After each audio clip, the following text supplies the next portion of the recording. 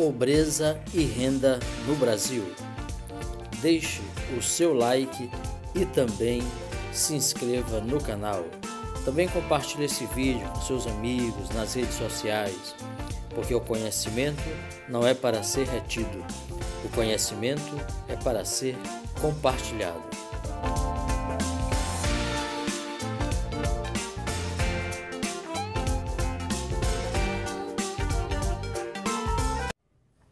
Pobreza e renda no Brasil.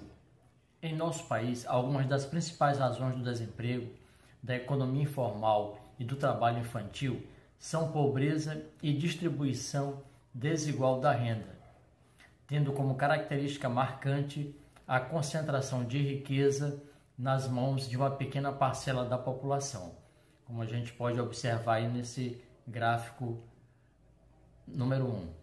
Essa desigualdade de rendimento gera uma grande divergência entre ricos e pobres em relação ao acesso a itens básicos como alimentação, saúde, educação, vestuário, moradia, saneamento e transporte.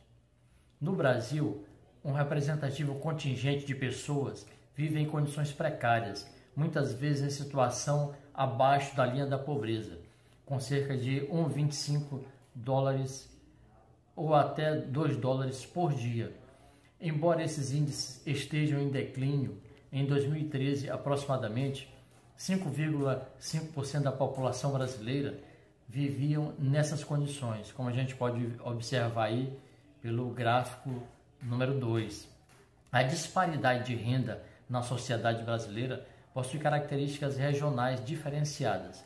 Os indicadores de condições de vida da população das regiões Norte e Nordeste são menos favoráveis do que os registrados nas regiões Sudeste e Sul.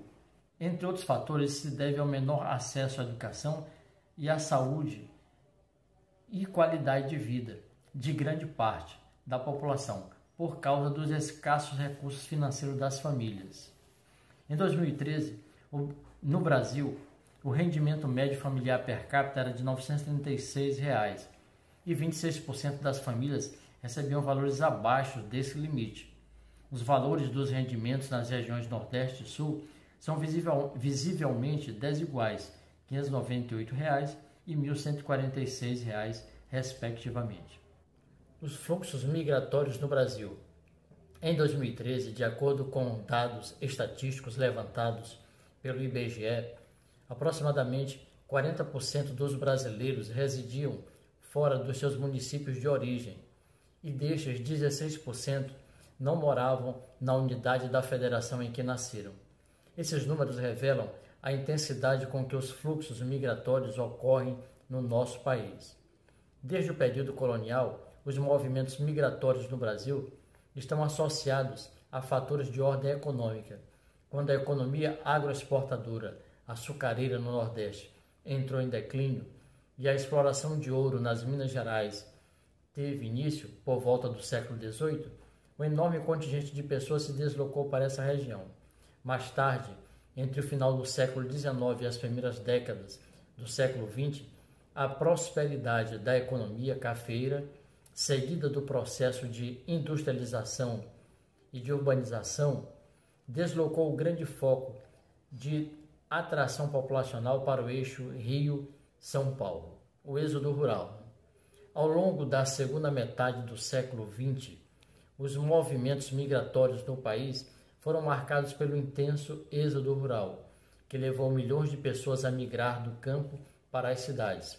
Para se ter uma ideia desse êxodo, basta ver os números. Em um período de 5 décadas, entre 1940 e 1990, cerca de 50 milhões de pessoas deixaram o campo e foram viver nos centros urbanos. O êxodo rural, que se intensificou a partir da década de 50, esteve diretamente associado ao rápido processo de urbanização e industrialização pelo qual o país passou, fato que atraiu muitos trabalhadores para as cidades, como podemos ver pela tabela ao lado. As migrações interregionais. De 1950 a 2000, os fluxos migratórios no território brasileiro se aceleraram ainda mais com a intensificação das migrações interregionais, ou seja, entre as diferentes regiões do país. A partir da década de 50, por exemplo, o crescimento da atividade industrial desencadeou grandes fluxos migratórios no Nordeste para os maiores centros urbanos do Sudeste, sobretudo em direção ao estado de São Paulo. Nesse estado, a expansão das fábricas e das atividades urbanas significava uma oportunidade de trabalho e, consequentemente, de melhores condições de vida para os imigrantes. Desde então, as migrações interregionais se tornaram ainda mais intensas, com o processo de ocupação e povoamento das áreas mais interioranas do país. A partir da década de 60 até 70, por exemplo, os fluxos migratórios no Nordeste ocorrem em direção às novas áreas agrícolas e aos garimpos abertos na Amazônia. Nessa mesma época, outras correntes migratórias no Nordeste e do Sudeste também se dirigem para o Centro-Oeste, atraídas pela construção de Brasília.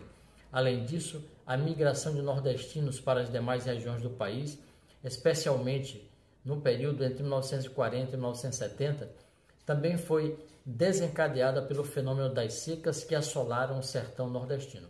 A partir da década de 70, os fluxos migratórios dos estados do Sul, de São Paulo e Minas Gerais, também se deslocaram para o Centro-Oeste e o Norte, atraídos pela abertura de novas áreas de colonização agrícola. Uma nova dinâmica migratória.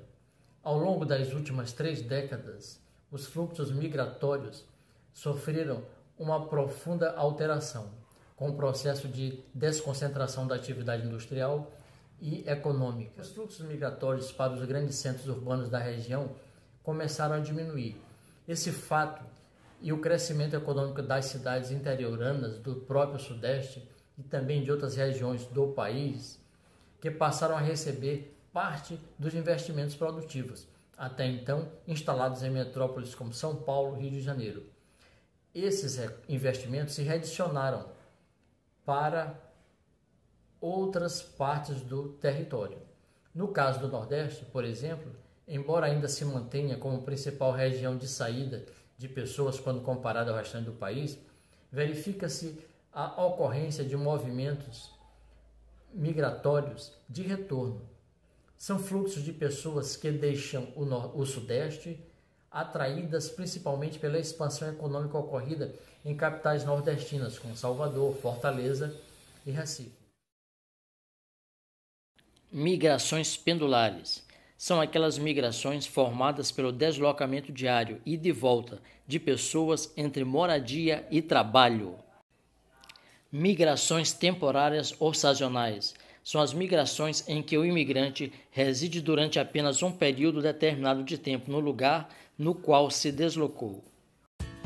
Atividade. Responda aqui nos comentários desse vídeo. O que são migrações?